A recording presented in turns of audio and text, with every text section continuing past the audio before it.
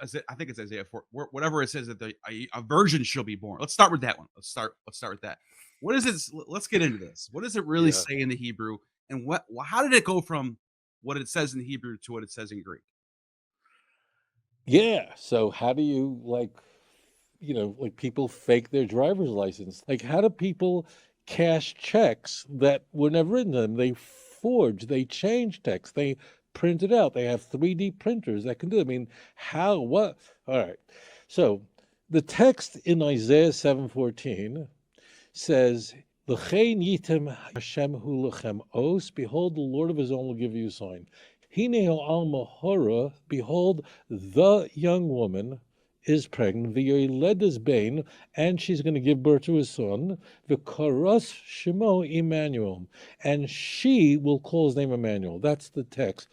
Let me just jump in. Let's say I'm a Christian on the street, and you Right, just told me that, and I'll say, right. well, why can't it say? Why can't the word Alma be mean virgin?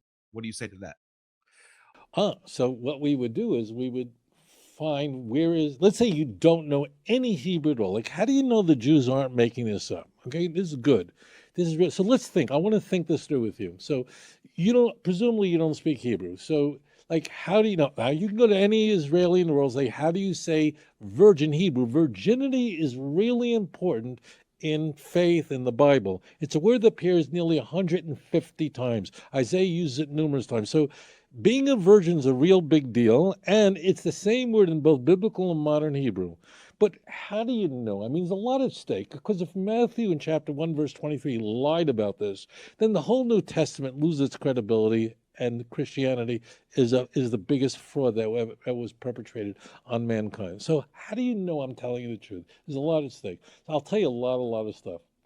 First of all, so what we would like to do, even though it's a very well known, we'd like to do is we'd like to take the word Alma, which appears many times in the Hebrew Bible, and see how it is used in other places. That means, for example, in Proverbs chapter 30, verse 19, we're told about Derech Gever Bialma.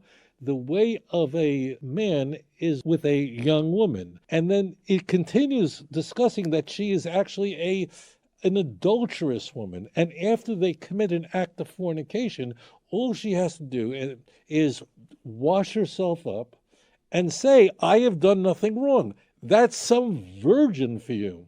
That uses the word Alma there, right? Yes, of course. Derek Wow, Gever Bialma. Sweethearts, that look is it a up. good example right there. Wow. Bing bongo. In First Samuel chapter 17, verse 56, King David is called an Elam. That's the masculine version of this. So what was King David then a virgin too? I mean, this is outrageous. And it is women, look, it is young women that get pregnant and have babies as opposed to old women. This is really simple. I'll tell you something I never told anyone publicly. I mean, I just never came up. I'll tell you something really interesting. The the Christian Bible was translated into the Hebrew language in the 19th century. It's a very, very famous translation, and it was done by a guy named Franz Delitzsch. Franz Delitzsch was a genius of a Hebraeus. He was a Christian, a devout Christian, and he was one of the, in the Christian world, he was one of the greatest, if not the greatest Hebraeus of the 19th century. He, his commentary on what he called the Old Testament is necessary for all scholars to understand every Christian view of all this stuff. Okay. Right now, he's just huge. Okay. He embarks on translating the Christian Bible into the Hebrew language. Why he does it? Well, he would like Jews to believe in Jesus. So he translates the New Testament in Hebrew. Now, here's what's so interesting. I, I don't know if this is the same version, but I was going to show you this at the end, but I used to yeah, get this. They used to pass these out at my church. They're Hope for Israel Bibles. They're New Testament. okay. This is going to blow your crazy mind away.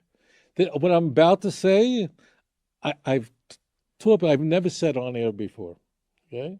So you're going to get this, and this is going to pow. Okay. So right now, just take my word for it until you Google it. Franz Delitzsch is a giant He was and his translation really is so well done, and it is. It's like just so well done that it is still the Hebrew translation of the New Testament to this day. I mean, every year. And we didn't arrange this. You happen to have one in front of you. Okay, this is beautiful. So here's a very interesting thing we can do. See, what Christians are arguing is that's the word alma that means a virgin, but like a married virgin. This is such a scam, you have no idea. So if you go to the book of Luke, now I don't know, because I can't see you. For the viewers, know that I can't see you, so I just hear. So if you go to Luke chapter 1, verse 27, in that Bible done by Franz Delitzsch, was given up by whatever, New Hope. There are a lot of places that give this out, okay?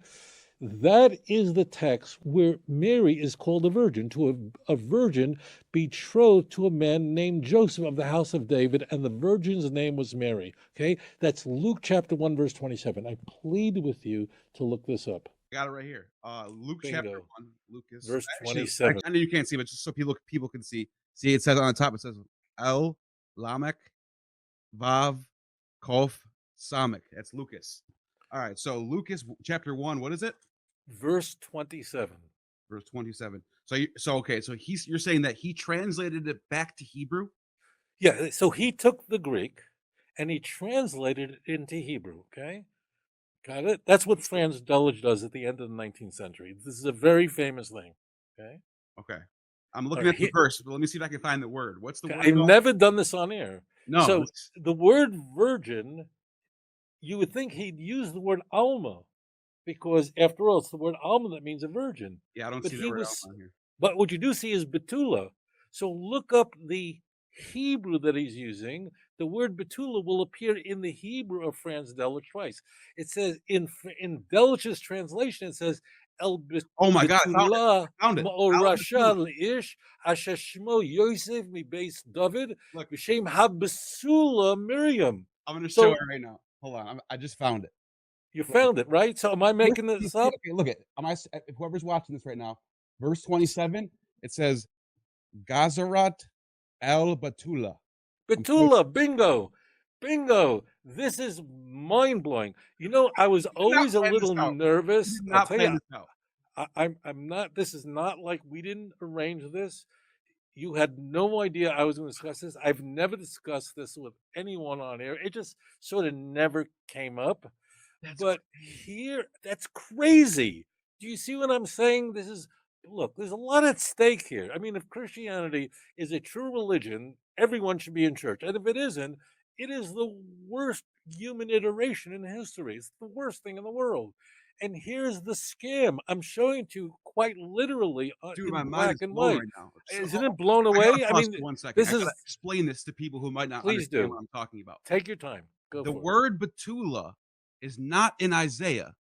In this particular Hebrew New Testament, he's quoting Isaiah, but he's changing the word from alma, which means young woman. He's changing it to the word betula, which means virgin, showing you that the verse is wrong and he had to fix it. It gets even naughtier, a little naughtier. I'm going to edge of you go, like, how can it get naughtier than this?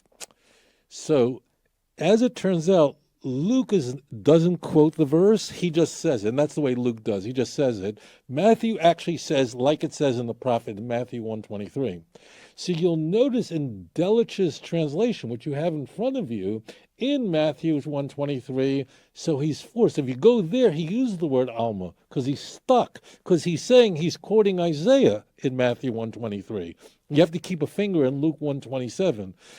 You see what I mean? This is more scammy than this is so over the top that if you're pregnant, if your mother was ever pregnant, if you could spell the word pregnant, this show is not for you. Could just flip you out when I'm showing you.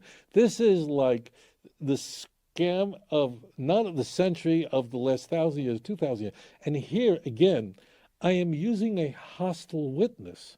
That means Franz Delitzsch was a devout Christian. He translated the Christian Bible to Hebrew to convert Jews to Christianity because it was in Hebrew. And it is just by far the most famous translation other people have tried it after him. No one got close, and it actually reads very well. He did a terrific job on the translation. But he knew himself, when Luke is going to use the term virgin about Mary, he knew that the word to use is Betula, not the word Alma, thus uncovering the scam of Matthew. That's how mind-blowing this is.